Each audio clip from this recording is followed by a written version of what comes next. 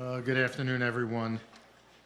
As one of the preeminent professional sports leagues in the world, and as the preeminent hockey league in the world, we recognize and embrace our role in setting an example. We now obviously are aware of conduct that was and is unacceptable, and whether it happened 10 years ago or last week, the answer must be the same. It is unacceptable. While we may not have known, the fact is that we as a league, on behalf of ourselves, our teams, our players, our coaches, our organizations, and our fans, must respond in a clear, meaningful, and appropriate manner. Professionalism and respect have always been important to this league, but it is now a particularly important time to discuss it because everyone is entitled to a respectful workplace. The world is changing for the better. This is an opportunity and a moment for positive change, and this evolution should be expedited for the benefit of everyone associated with the game that we love. And even while change is taking effect, we still must acknowledge things that were wrong in the past, and that acknowledgement allows those who were wrong to be heard, and it gives all of us an opportunity to prevent these things from happening again. Inclusion and diversity are not simply buzzwords. They are a foundational principle for the NHL. It is why we initiated the Declaration of Principles, and we invest so much time and effort, along with so many resources, into our Learn to Play and Hockey is for Everyone programs. Our message is unequivocal. We will not tolerate abusive behavior of any kind. So let me now address how we move forward. I'd like to convey to you exactly what was said to the Board of Governors during our meeting.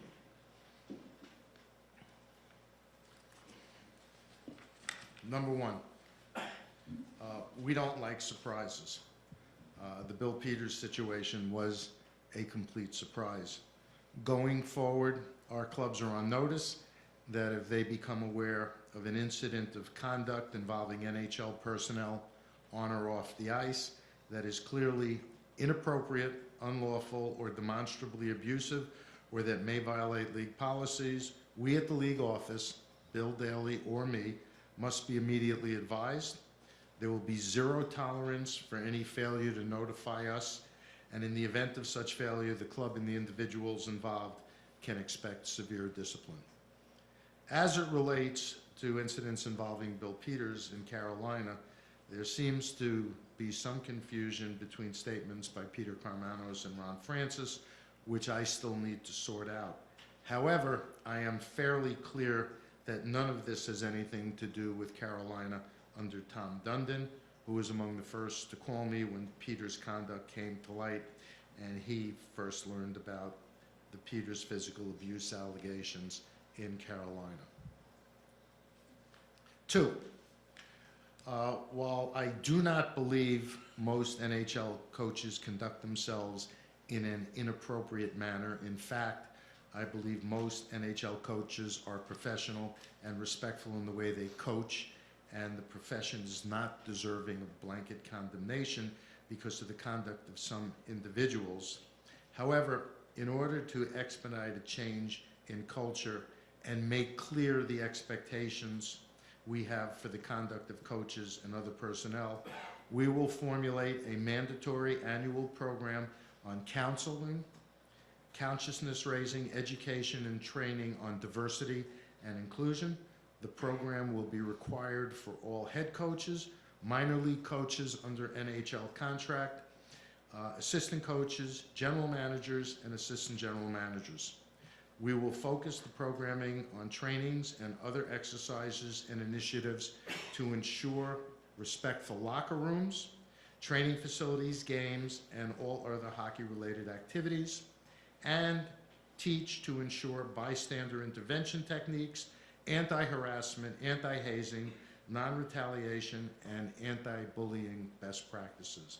The exact structure of the program will be created by outside professionals in the field, and we will consult with the Players Association and the Coaches Association in the program's creation. We will also discuss with the Players Association the extent to which this program or another customized program should be presented to the players. Also, under the direction of NHL Executive Vice President Kim Davis, we will form a multidisciplinary council to suggest initiatives, monitor progress, and coordinate efforts with all levels of hockey. The council will also make resources available to help any organization that might reach out for assistance. 3, inappropriate conduct engaged in by club personnel will be disciplined either by the team, the league, or both. While discipline as always must be on a case-by-case basis, it is my intention that it must be severe and appropriate and designed to remedy the situation and ensure that the conduct does not occur again. 4, in that light, the passage of time is not the most effective way to address these situations.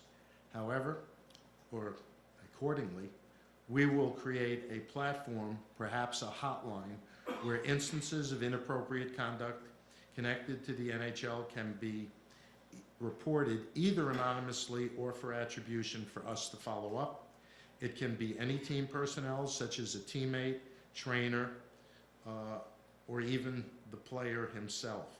In this regard, we understand the critical importance that no one is retaliated against for raising a concern or participating in an investigation, again, either anonymously or for attribution, and I guarantee we will take all reports seriously and follow up.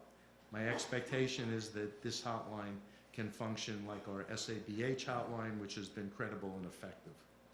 A couple of closing points.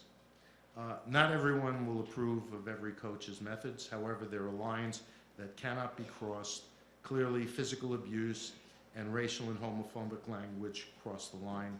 And while we acknowledge that there may be other actions that could cross the line or fall in a gray area, we hope that the program we create and its attendant consciousness raising will help better define what is and what is not acceptable conduct and will make for a better playing and coaching environment.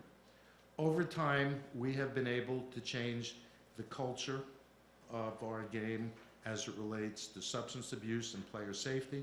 And while we have taken many important steps forward on diversity and inclusiveness, as well as respect and professionalism in hockey, we intend to do more and faster.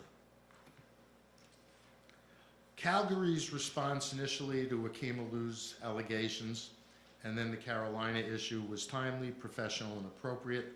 While none of Bill Peters' inappropriate conduct occurred on the Flames' watch, they undertook the important effort to try to understand what happened 10 years ago and thereafter. Once Calgary could satisfy itself as to what transpired, they achieved an appropriate result, and I commend the Calgary organization, and in particular Brad Treliving, for their efforts and cooperation. I think it is pretty fair to say from now on, when a club is hiring a coach, the due diligence the team conducts will go to levels perhaps never seen before, and that is a good thing. Finally, Bill Daly and I had a constructive meeting last week with Akim Aliu and his lawyers. We heard what they had to say. We've initiated our own review, and will ultimately determine how we believe most appropriate to proceed. And we will take your questions, if you have questions.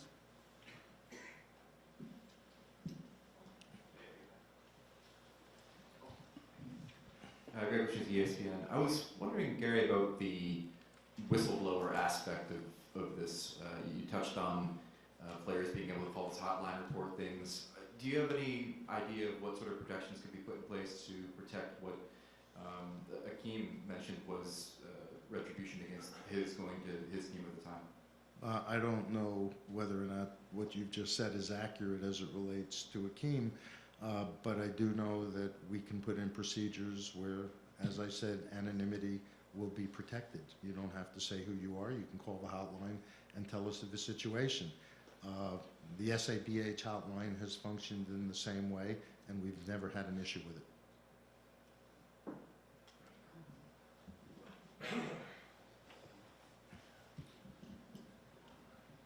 Question for Gary or Bill. Carol O'Brien from The Athletic and TSN.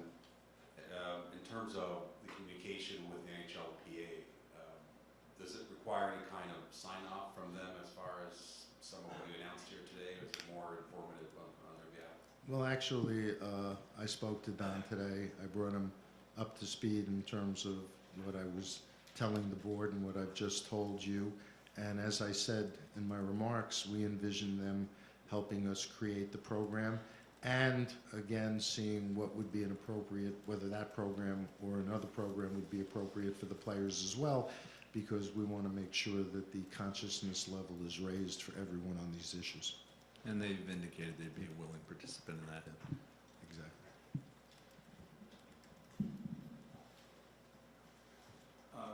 Two questions. First of all, Hi, Elliot. You're supposed to identify yourself. Elliot The Friedman, yes. Sportsnet. Oh, yes. How are you? Good. How are you, Commissioner? First of all, is there anyone or anything that's under investigation now that we don't know about? And secondly, for previous behavior, if there's something that's, I don't know, over a decade old, is it still relevant today? The answer is, I suppose everything is relevant. To what degree has to be determined. I don't know what you do and don't know, but I'm not aware of anything that's being reviewed that isn't already public. That's fair. Yeah, I think that's fair. Just further to what Elliot said about We're not identifying ourselves. Michael Treco's Post Media News.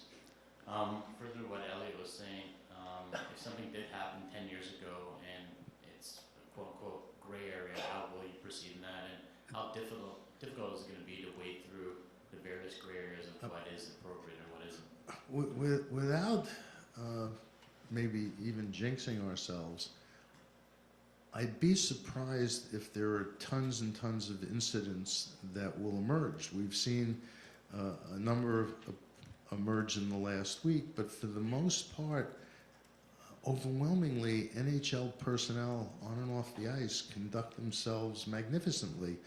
And, if more comes out, we'll have to deal with it. But I can't give you a blanket generalization, particularly, and it's the reason that one of the elements that I've described is an immediacy.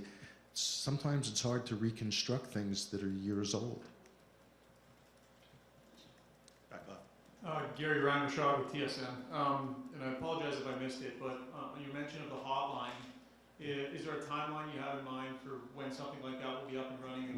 We're going to hire outside professionals to create and install the program, and we're going to move as quick as possible. This isn't going to be in a rush to do a slipshod job. We want to have a program that is meaningful and effective and is done the right way.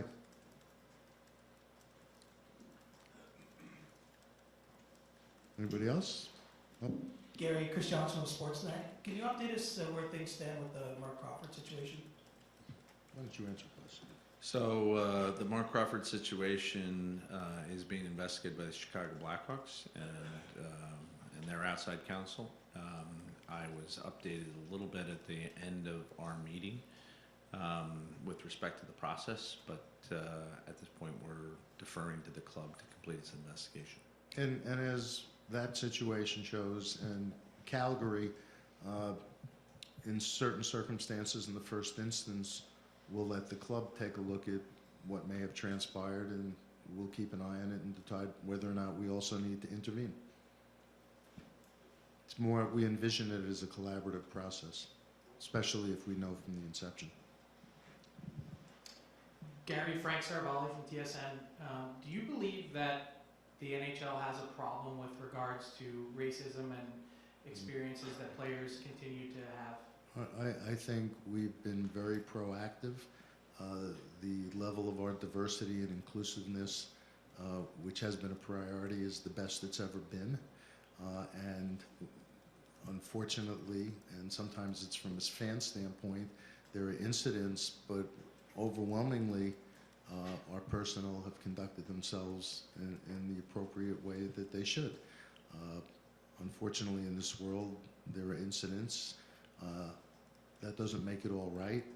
One incident is too many, but our goal is to continue to educate, consciousness raise, and do the right things to, A, keep incidents of inappropriate conduct to a minimum and actually eliminate them entirely, and two, make sure people understand that our game is open and inclusive, and we pride ourselves on our diversity.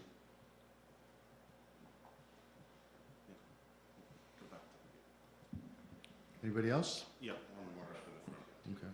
And then when the questions are done, I'll tell you a couple of other things from the meeting.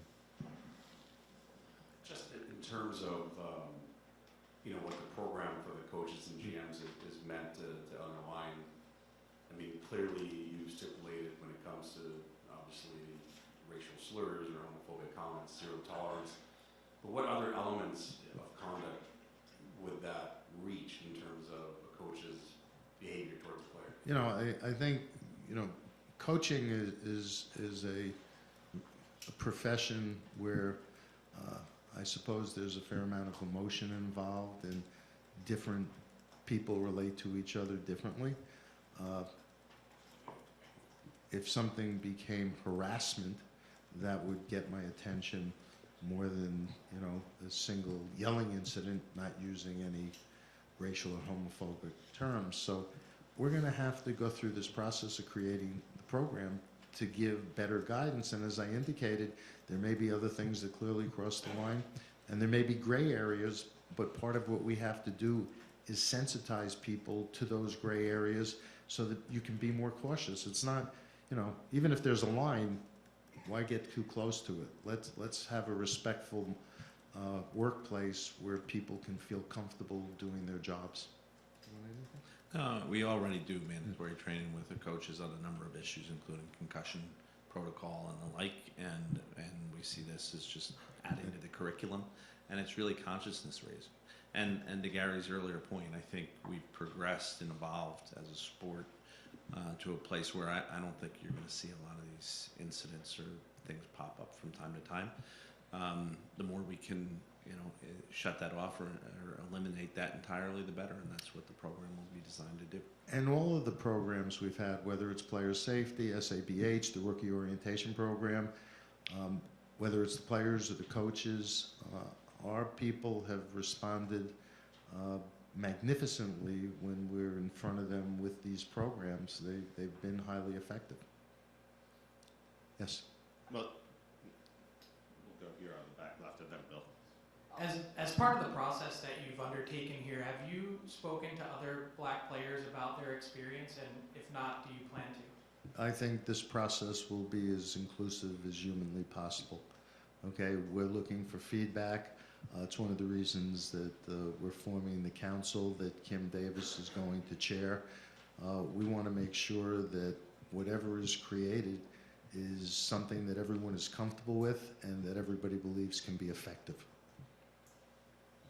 Another question over here? Yep. I'm loud. Hi, Bill Douglas from NHL.com. Hi, Bill Douglas from NHL.com. What's the upshot here for fans? I mean, what message are you trying to convey to fans about all this? We want to have we want hockey to be a place that people are comfortable and that they feel that they can be included no matter who they are and what their backgrounds are.